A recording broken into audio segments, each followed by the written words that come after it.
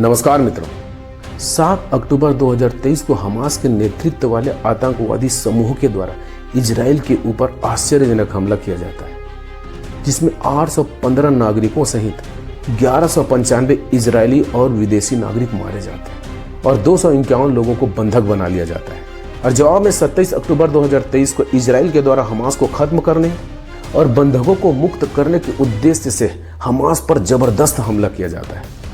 आज गाजा खंडहर बन चुका है। गाजा में 57,000 से अधिक फिलिस्तीनी लोग मारे जा चुके हैं और पता नहीं कितने लोग मारे जाएंगे। तो आखिर किस वजह से आज फिलिस्तीन जंग का मैदान बना हुआ है? इजराइल देश कैसे बना और इजराइल और फिलिस्तीन के बीच संघर्ष कैसे शुरू हुआ? चलिए दोस्तों, समझने का प्रयास करते हैं आज की इस वीडियो में। इजराइल में आज से 4000 साल पहले यहूदी धर्म की स्थापना हुई। बाद में रोमन और ग्रीक राजाओं के बार बार हमले के कारण यहूदी यहाँ से चले गए और दुनिया की अलग अलग जगहों में रहने लगे। 16वीं सदी के आसपास ज्यादातर यहूदी रूस और यूरोप में रहने लगे थे, लेकिन 18वीं सदी में एंटीसेमिटिज्म का दौर प्रारंभ होता है दोस्तों, जिसमें यहूदियों को खुलेआम फांसी पर लटकाना और घर बार लूटना ये सब आम बात हो चुकी थी। सदियों से क्रिश्चियन लोग ये मानते हैं कि यही यहूदी थे जिनके कारण हमारे जीसस क्राइस्ट की मौत हुई। बस इसी मेन कॉन्सेप्ट की वजह से यूरोप के जो क्रिश्चियन थे वो यहूदी लोग को बिल्कुल पसंद नहीं करते थे।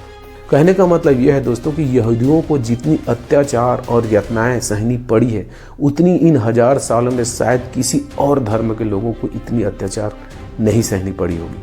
1800 दशक के बाद यहूदियों के प्रति नफरत केवल धार्मिक कारण नहीं थी, यहूदियों को एक अलग जाति समूह के रूप में देखा जाने लगा था। इस कारण दुनिया भर के यहूदियों को ये लगने लगा था कि दुनिया का कोई देश हमें अपनाना नहीं चाहता है, इसलिए हमें अपना देश खुद बनाना होगा। और इसी कारण एक राजनीतिक आंदोलन चालू होता है जिसे बोला जाता है जायोनिज्म।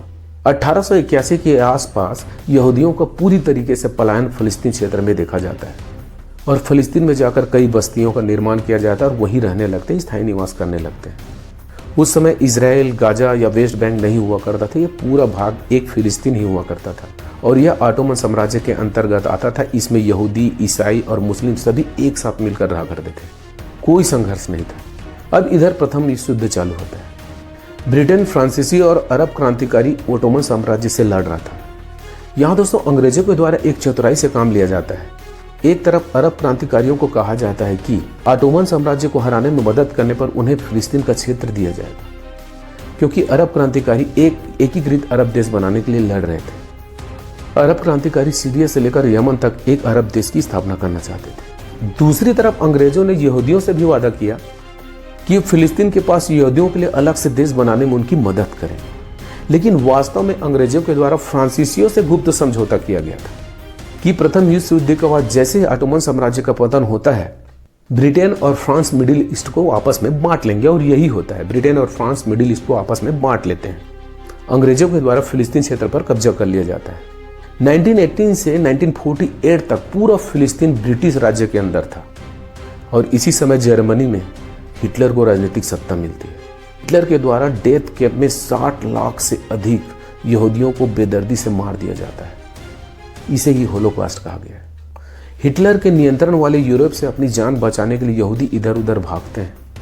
इनमें से कुछ लोगों को अमेरिका में शरण दिया जाता है और कुछ यहूदी फिलिस्तीन वापस चले जाते हैं। शुरुआत में ब्रिटेन के द्वारा फिलिस्तीन में यहूदी लोगों को बसने के लिए बोला जाता है, लेकिन बाद में उनका भी विरोध प्रारंभ कर देता है और इस वजह से फिलिस्तीन में एक इजरायली राष्ट्रवादी आंदोलन का शुरुआत होता है। और इसी समय 1940 के दशक के आसपास फिलिस्तीन में फिलिस्तीनी राष्ट्रवादी आंदोलन का भी शुरुआत होता है और 1948 में ब्रिटिश सरकार को एहसास होता है कि अब हम इजराइल और फिलिस्तीन को नहीं संभाल सकते। यहूदियों को यहूदी देश बनाने के लिए और फिलिस्तीनियों को फिलिस्तीन देश बनाने के लिए छोड़कर चले जाते हैं। ब्रिटिश सरकार द्वारा स्वीकार किया जाता है कि हम यह विभाजन नहीं कर सकते, इसलिए वह पूरे मामले को यूएनओ को दे देता है और यहाँ यूएनओ के द्वारा विभाजन योजना जारी किया जाता है, जिसमें यहूदी देश के लिए 57% और अरब फिलिस्तीन देश के लिए 43% एरिया दे दिया जाता है। क्योंकि यरूशलेम तीनों धर्मों के लिए, यहूदी, ईसाई और मुसलमानों के लिए ऐतिहासिक रूप से महत्वपूर्ण क्षेत्र था, इसलिए यूएनओ के द्वारा यह फैसला लिया जाता है कि यरूशलेम का एरिया यूएनओ के अंतर्गत ही रहेगा। और इधर यहूदियों के द्वारा इस योजना को स्वीकार किया जाता है और 14 मई 1948 को अपने देश का नाम रखते हैं इजराइल। लेकिन दुर्भाग्य से पड़ोसी अरब देश इससे खुश नहीं थे उनका मानना था कि यह योजना ब्रिटेन का ही उपनिवेशवाद का ही एक रूप है और कहा जाता है कि यहूदियों के लिए कोई भी जमीन का हिस्सा नहीं दिया जाएगा, इसलिए 6 अरब देश मिलकर इजराइल के ऊपर हमला कर देते हैं। इस युद्ध को 1948 का पहला अरब इजराइल युद्ध कहा जाता है। यह अपने आप में एक ऐतिहासिक युद्ध था, क्योंकि 6 देश मिलकर एक छोटे से देश इजराइल के साथ लड़ रहे थे। यहाँ पर इजराइल में रहने वाले यहूदियों को पता था कि उनका भूतकाल कैसे रहा है, किस तरह से उनके ऊपर अत्याचार हुआ है। अगर अभी हमने अपने आप को नहीं बचाया तो भविष्य में हमारे लिए कोई भी देश सुरक्षित नहीं रहेगा। इसलिए खुद को बचाने के लिए उन्होंने पूरी ताकत से लड़ाई लड़ी और बड़े ही आश्चर्यजनक तरीके से इजराइल के द्वारा इस युद्ध को जीत लिया जाता है। और परिणाम यह होता है दोस्तों कि 1949 में इजराइल के द्वारा फिलिस्तीन के और एरिया को अपने कब्जे में कर लिया जाता है। इधर गाजा पट्टी का इलाका मिस्र में चला जाता है और वेस्ट बैंक का इलाका जॉर्डन में चला जाता है। अब इसका मतलब यह होता है दोस्तों कि फिलिस्तीन के पास कोई देश नहीं बचता है। 7 लाख से ज़्यादा फिलिस्तीनियों को अपना घर छोड़कर अरब देशों में शरण लेना पड़ता है। इसके बाद 1967 में एक बार और अरब और इजराइल के बीच दूसरा युद्ध चालू होता है ताकि फिलिस्तीनियों को उनका फिलिस्तीन देश वापस दिलाया जा सके। यह 6 दिनों तक युद्ध चलता है, लेकिन इसमें भी इजराइल के द्वारा इस युद्ध को जीत लिया जाता है। अब यहाँ पर यह होता है इजराइल के द्वारा न केवल गाजा पट्टी पर कब्जा कर लिया जाता है, बल्कि वेस्ट बैंक एरिया को भी इजराइल अपने कब्जा पे ले लेता है। इधर फिलिस्तीनियों को अपना देश चाहिए था, इसलिए वो पीएलओ की स्थापना करते हैं, फिलिस्तीन मुक्ति संगठन। शुरू में इनका उद्देश्य सशस्त्र विद्रोह के जरिए फिलिस्तीन को अपना देश बनाना था, इजराइल का अस्तित्व खत्म करना था। इस कारण अमेरिका और इजराइल के द्वारा इस सशस्त्र संगठन पीएलओ को आतंकवादी संगठन के रूप में नामित कर दिया जाता है। 1973 में एक बार फिर अरब इजराइल युद्ध होता है। इसी बीच 1974 में पीएलओ को संयुक्त राष्ट्र सभा के द्वारा एक संगठन की मान्यता दे दी जाती है ताकि फिलिस्तीनियों को उनकी प्रतिनिधि के लिए कोई संगठन मिल सके। इधर 1979 में मिस्र और इजराइल के बीच एक शांति समझौता होता है, जिसमें मिस्र के द्वारा इजराइल को एक देश के रूप में मान्यता दे दिया जाता है और इजराइल को मान्यता देने वाला पहला देश बन जाता है। शांति वार्ता के बाद इजराइल ने जो क्षेत्र कब्जा किया था उसे वापस मिस्र को दे दिया जाता है, लेकिन यह शांति केवल 2 साल चलता है। दुर्भाग्य से 2 साल बाद इजराइल के साथ संधि करने के कारण दक्षिणापंथी चरमपंथियों के द्वारा मिस्र के प्रधानमंत्री की हत्या कर दी जाती है। इधर गाजा पट्टी और वेस्ट बैंक की बात करें, 1967 से 1980 तक 10 साल तक वहाँ पर इजराइल राज कर रहा है, इसलिए वहाँ पर कॉलोनियाँ बनाना प्रारंभ कर दी है और वहाँ पर कुछ लोग रहना चालू कर दिए थे। और वेस्ट बैंक और गाजा पट्टियों में रहने वाले इजराइल बस्तियों को इजराइल के द्वारा प्रत्यक्ष और अप्रत्यक्ष तौर पर पूरी तरीके से मदद प्रदान किया जाता है। यहाँ पर 1992 में एक और परिवर्तन होता है। इजराइल का एक प्रधानमंत्री बनता है इज़ाक राबिन। उनका मानना था कि पीएलओ संगठन एक आतंकवादी संगठन नहीं है, वे बस अपना देश फिलिस्तीन चाहते हैं और इजराइल वालों को उनका देश दे देना चाहिए। और इस प्रकार से इज़ाक राबिन के द्वारा पीएलओ को एक संगठन के रूप में मान्यता दे दिया जाता है और इधर पीएलओ के द्वारा भी इजराइल को एक देश के रूप में मान्यता दे दिया जाता है। 1993 में ओस्लो समझौता किया जाता है, जिसमें दोनों देश शांतिपूर्वक बैठते हैं और यह सोचते हैं कि फिलिस्तीन देश का निर्माण कैसे किया जा सके। और इसी कारण 1994 में फिलिस्तीन देश का निर्माण होता है और उसका नाम रखा जाता है फिलिस्तीन राष्ट्रीय प्राधिकरण। अब सवाल ये उठता है दोस्तों कि इजराइल ने गाजा पट्टी और वेस्ट बैंक में इजराइल के कुछ लोग रहना प्रारंभ कर दिए थे, बस्तियां बनाना प्रारंभ कर दिए थे। अब वहाँ का क्या होगा? तो दोनों मिलकर उस एरिया को ए, बी, सी और 3 वर्गों में बांटा जाता है। एरिया ए वह होगा जहाँ पर फिलिस्तीन सरकार नियंत्रण करेगी, एरिया बी होगा जहाँ पर दोनों सरकार मिलकर नियंत्रण करेगी और एरिया सी होगा जहाँ पर इजराइल सरकार के द्वारा पूरी तरह नियंत्रण किया जाएगा। अगर वास्तव में देखा जाए तो 1994 में फिलिस्तीन को जो देश मिला था वह टुकड़े टुकड़ों में मिला था, लेकिन दुर्भाग्य से स्थिति यहाँ पर फिर खराब हो जाती है जब अतिवादी यहूदियों के द्वारा 1995 में यहूदियों के द्वारा ही इजराइल के प्रधानमंत्री की हत्या कर दी जाती। अब उनका विरोध यह था कि वो फिलिस्तीन को उनका जमीन नहीं देना चाहते थे। इसी घटना के करीब 5-6 साल पहले फिलिस्तीन में कुछ इस्लामी कट्टरपंथियों के द्वारा एक हमास नामक संगठन की स्थापना की जाती है और हमास समूह का दावा है कि फिलिस्तीन कुछ ज़्यादा ही धर्मनिरपेक्ष है और इजराइल के साथ कुछ ज़्यादा ही समझौता कर रही है। रियल में हमास इजराइल को पूरी तरीके से नष्ट करना चाहता है, इजराइल को नक्शे से मिटाना चाहता है। हमास समूह के द्वारा न केवल 1996 में फिलिस्तीन में चुनाव का बहिष्कार किया जाता है, बल्कि आत्मघाती हमले भी किए जाते हैं।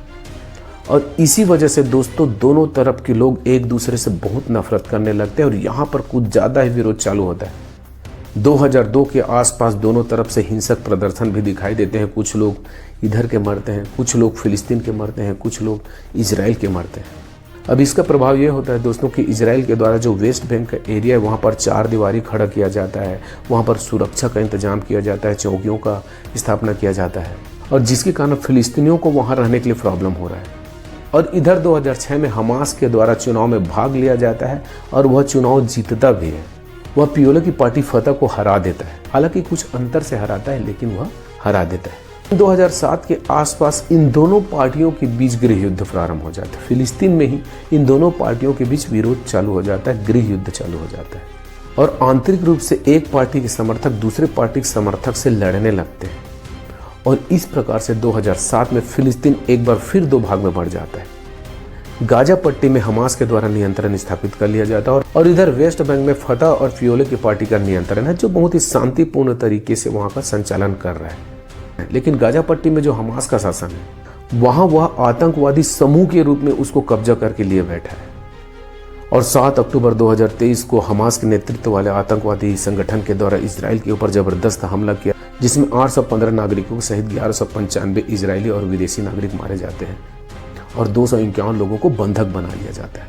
और 27 अक्टूबर 2023 को हमास को पूरी तरह खत्म करने और बंधकों को रिहाई करने के उद्देश्य से गाजा के ऊपर इजराइल के द्वारा जबरदस्त हमला किया जाता है। आज गाजा पूरी तरीके से खंडहर में बदल चुका है। अब सबसे अहम सवाल यह है दोस्तों कि इसका समाधान क्या हो सकता है, क्योंकि अगर हम फिलिस्तीन को देखते हैं तो वेस्ट बैंक का जो एरिया इतने टुकड़ों में बटा हुआ है कि फिलिस्तीन अपना देश कैसे बनाएगा, कैसे उसे अपने आप को संभालेगा। कुछ लोगों का मानना है कि 2 राज्य समाधान अभी भी संभव है। अगर 2 देश बनाते हैं, फिलिस्तीन को फिलिस्तीन का एरिया देते हैं, तो फिलिस्तीन में जो वेस्ट बैंक एरिया में जो इजराइल के लोग बस्ती बना के बैठे हैं, उन इजराइल की बस्तियों को वहाँ से हटाकर कैसे इजराइल में लाया जाए। और वर्तमान स्थिति की बात किया जाए तो अभी तक हमास ने इजराइल के बंधकों को बंधक बनाकर रखा है। इधर कई बार समझौते हुए हैं, इजराइल के द्वारा बंधकों को छोड़ने के एवज में हमास के कुछ लोगों को छोड़ा गया है। यह दौर चलता रहेगा दोस्तों, पता नहीं कब यह युद्ध शांत होगा, लेकिन इतना है इजराइल रुकने वाला नहीं है। अभी इजराइल ने ईरान के साथ ज़बरदस्त तरीके से युद्ध किया, अब वह युद्ध खत्म हो चुका है। अब इजराइल पूरी तरीके से गाजा ऊपर ध्यान दे रहा है। अगर मानवता की बात करें तो ऐसा लगता है कि इजराइल गलत कर रहा है, लेकिन अगर इजराइल के नज़रिए से सोचे तो इजराइल को भी अपने देश को बचाने के लिए कुछ न कुछ करना पड़ेगा, क्योंकि चारों तरफ से वो मुस्लिम देशों के बीच घिरा हुआ है, अरब देशों के बीच घिरा हुआ है। दोस्तों, इस मामले में आपकी राय जानना चाहूँगा, क्या फिलिस्तीन को वेस्ट बैंक एरिया को हटाकर पूरा देश फिलिस्तीन को दे देना चाहिए, या फिर इजराइल को यहाँ पर शांत हो जाना चाहिए, जहाँ पर फिलिस्तीन है वहाँ पर रहने देना चाहिए, क्योंकि धीरे धीरे इजराइल पूरी तरीके से फिलिस्तीन को ख़त्म कर देगा। कुछ दिनों के बाद फिलिस्तीन नाम का देश वहाँ पर नहीं बचेगा। आगे क्या होता है ये तो वक्त ही बताएगा। अगर आपको हमारा वीडियो पसंद आया तो हमारे वीडियो को लाइक कीजिए, सब्सक्राइब कीजिए और शेयर कीजिए। तब तक के लिए जय हिंद, जय भारत।